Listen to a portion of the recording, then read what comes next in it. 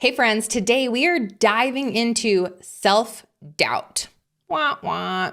When I go in and I dive into the specific answers that you all give us when you join our Facebook communities, one of the most consistent things that I see is I don't know how to start, where to start, how to get started, struggling to start. What are my next right steps? I can't decide on what to do. I don't have clarity. There's so much indecision, which I actually know is an offset of self-doubt and fear. So today we're going to dive into a little mindset work because we've got to stop procrastinating on the things that God has called us for. And so I believe that this is a really simple, tangible thing you can do to reframe your mind and take control of these fears, lay them at the feet of Jesus, eliminate that self-doubt so that you can push forward with audacity into that next right step for you. Are you ready? Let's dive in. Are you ready to grow your online business, make consistent income, start a successful podcast? Welcome to Online Business for Christian Women with Stephanie Gass. It's time to grow, girl.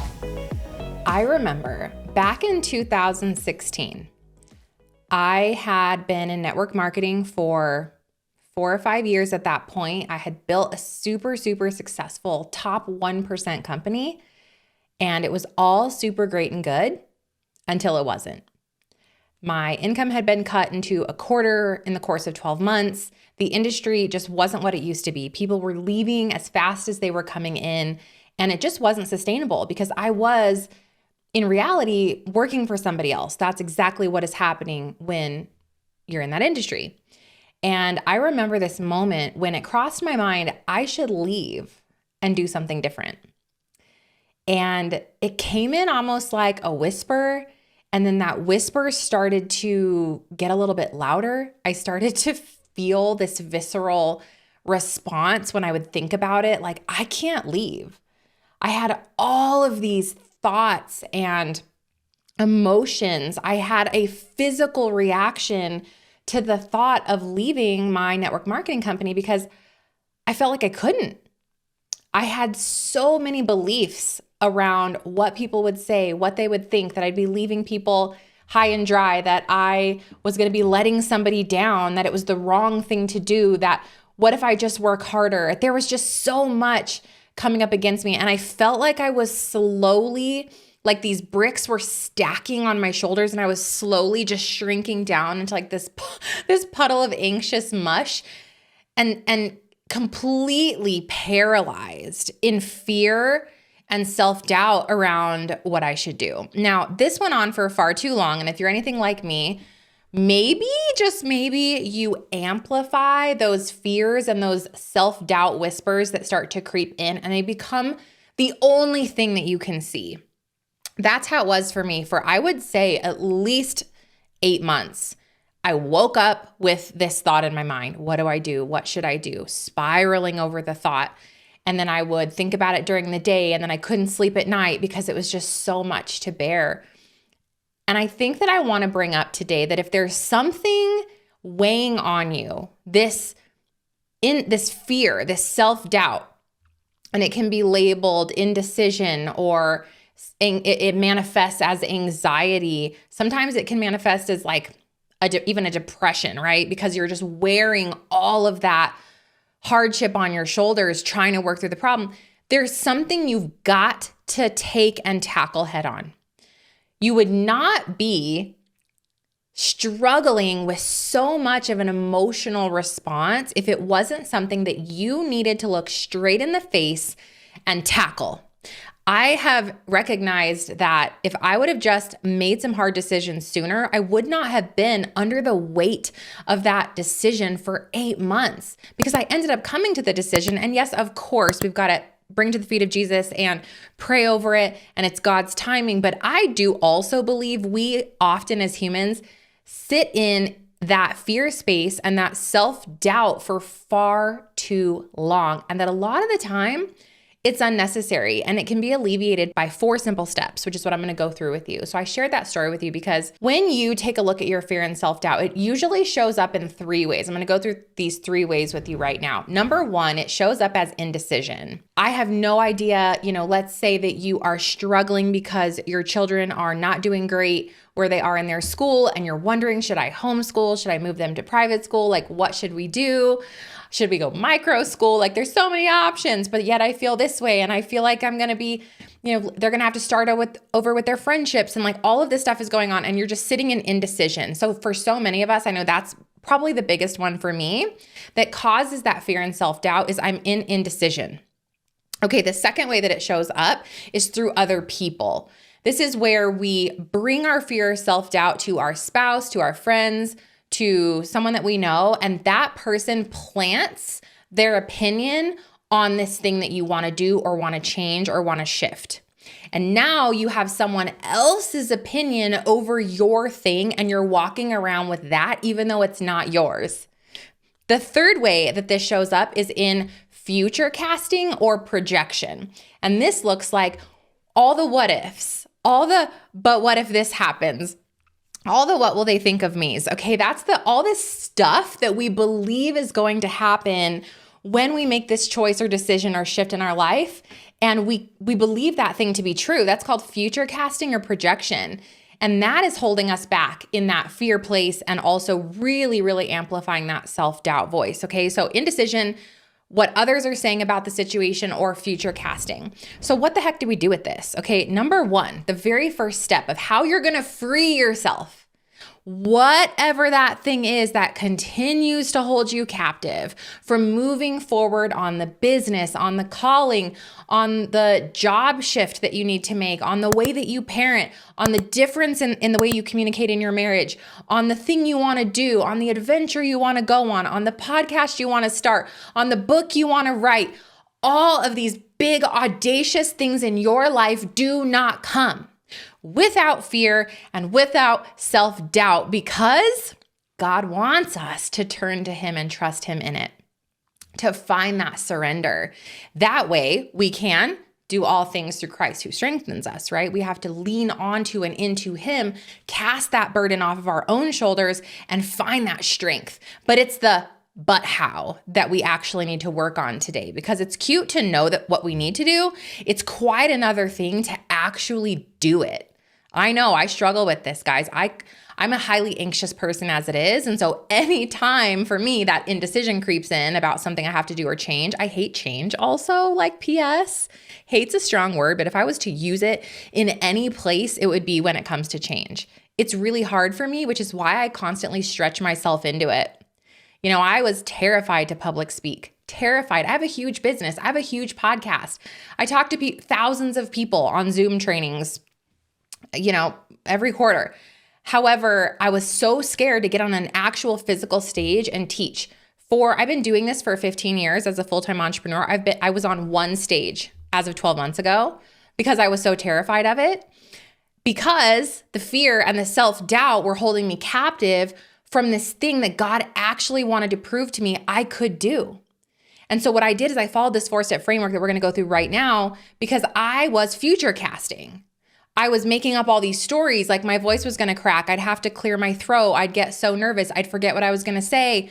I just had all these weird stories out of literal thin air. None of it was factual. None of it was true, that I was holding on to and making decisions based on my fear, instead of making decisions based on God's faith.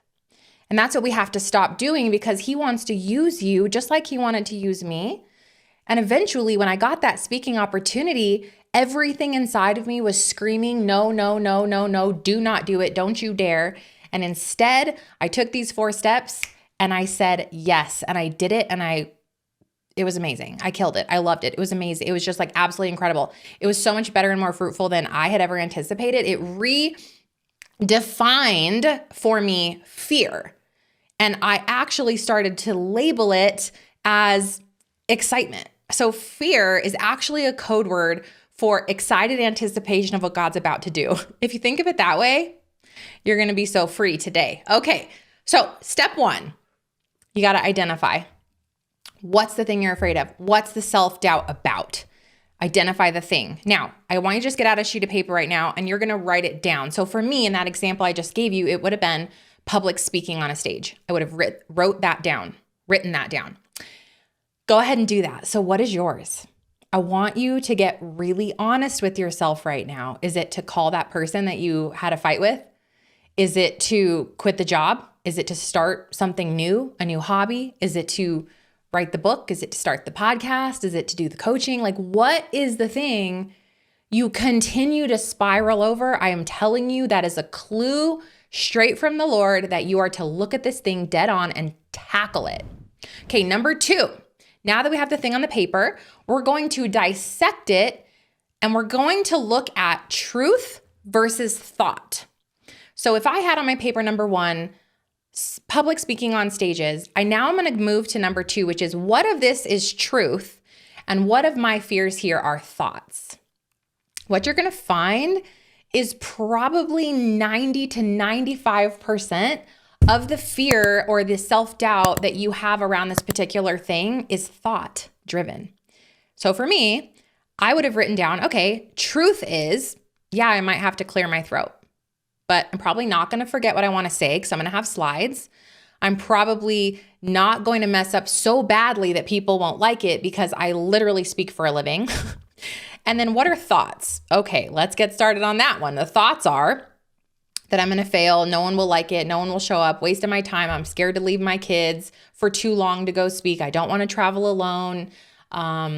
It's going to be an awful presentation. My slides won't work and I won't know how to, so if you're looking at your paper and you're writing down truth versus thought, you're going to recognize the thought column of your paper is just going to grow and grow and grow and grow and grow.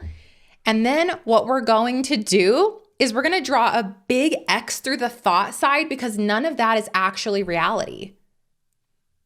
Our brain and our thoughts are so extraordinarily powerful that all of these things that you just wrote down on the thought column of your paper, they are just beliefs that you've created about what could happen. But none of that is actually truth. And so what we want to do is we want to scratch that off and only look at the truth column. So the truth column for me said I would have to clear my throat. I mean, that is literally the only truth that was possible with my public speaking because the rest of it, like I had a remedy for everything. So I just decided that I will never go on stage without water and that if I clear my throat, that it is okay. That is what happened.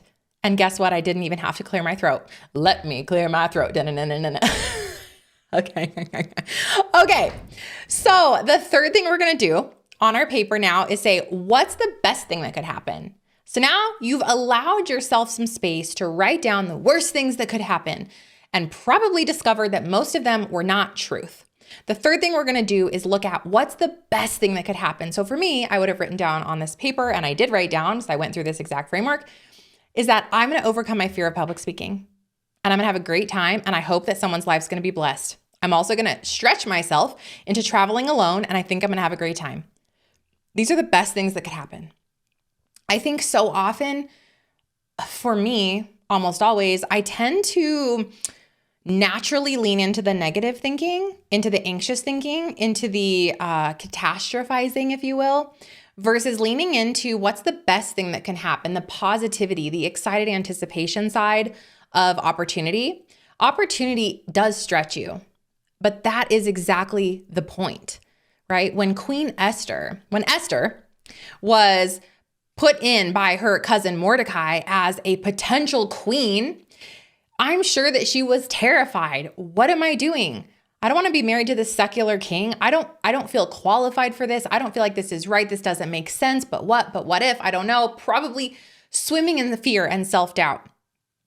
However, when Queen Esther was chosen and then went through all of those tests and trials and tribulations that she had to go to stretch into her opportunity space and go, you know what, I'm going to approach the king and ask him for these favors, and then to come to find out that God was on her side the entire time and she was in fact born for a time such as this, that's the entire point. And that's the beautiful positioning of looking into scripture and then wearing it as our own truth, because we're shown what happens when we lean into those discomfort, those uncomfortable places and spaces that God will lead us, there's fruit on the other side of it.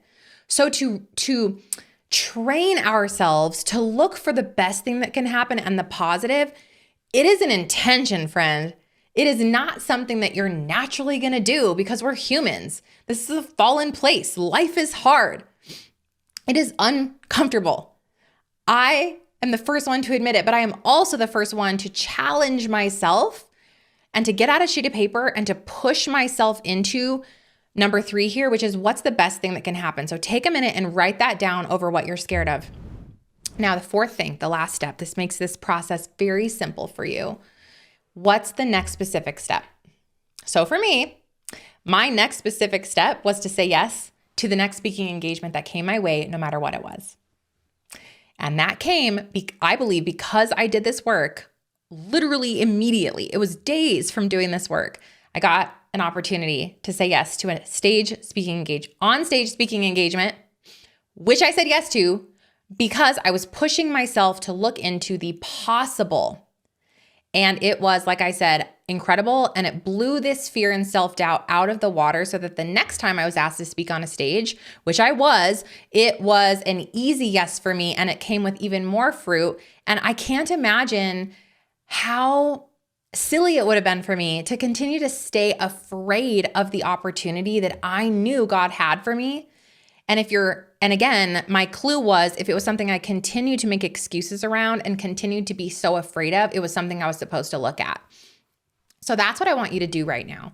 Do this homework. Do it right here. Do it right now. I just pray that this training really stretched you and encouraged you. And I just want you to know you're not alone.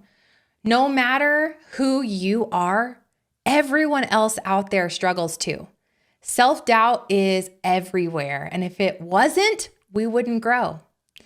Fear, we're going to constantly battle it because it is all throughout Scripture that we will face fear, but that we are to really look fear in the face and decide and discern that we are going to choose faith over that fear.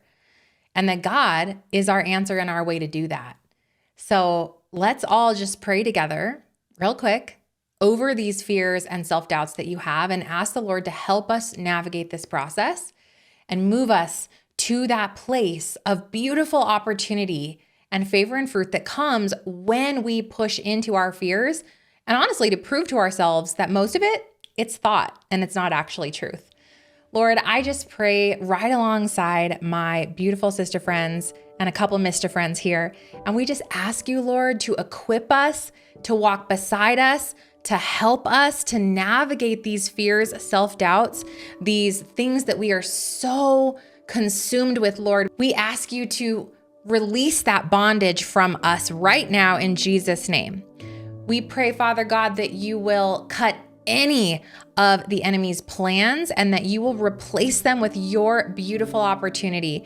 I ask, Lord, that you will reframe fear in my mind as excited anticipation and that you will continue to push me into bigger and greater spaces so that I can be an incredible vessel for you. And everyone who is here with me now in agreement is praying those same prayers. And we all said together, amen. I will see you guys again really soon. I cannot wait. Thank you for being here with me, and I pray that you're blessed. Hey guys, if you enjoyed today's video, be sure that you like, subscribe, and turn on that notification bell for more videos just like this so you don't miss it. And be sure that you have checked out all the ways that I can support you by heading over to stefaniegass.com. I've got some workshops for you, like the Podcast for Growth workshop, which is at podcastforgrowth.com. Or I've got some free checklists and quizzes for you. All of it can be found at stefaniegass.com. Lastly, if you haven't checked out my podcast, it is Online Business for Christian Women.